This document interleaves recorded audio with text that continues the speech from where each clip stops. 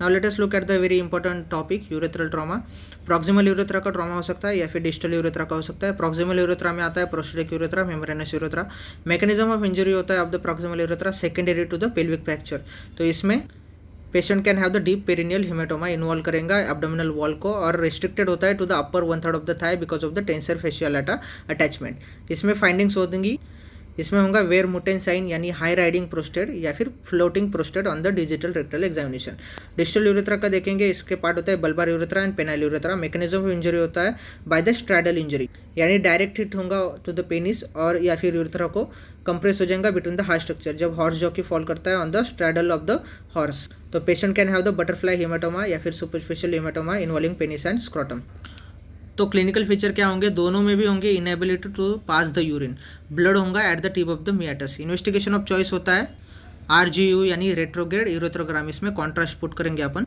बल्बार urethra most common site होता है of the urethral injury और bulbo membranes junction is the second most common site.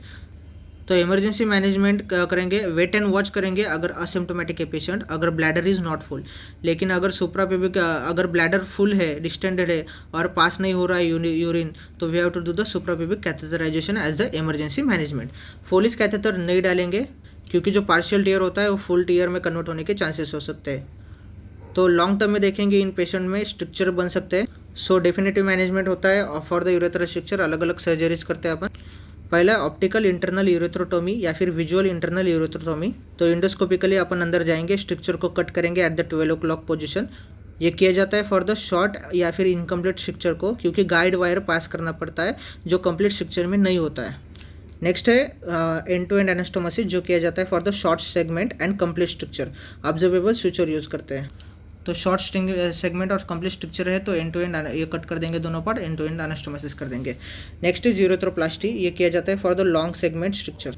अगर long segment का stricture है उसको कट कर देंगे। ग्राफ्ट यूज करेंगे, मोस्ट कॉमन होता है buccal mucosal graft known as Barbagli technique, या we can use the penile foreskin. This is the graft use for the urethroplasty.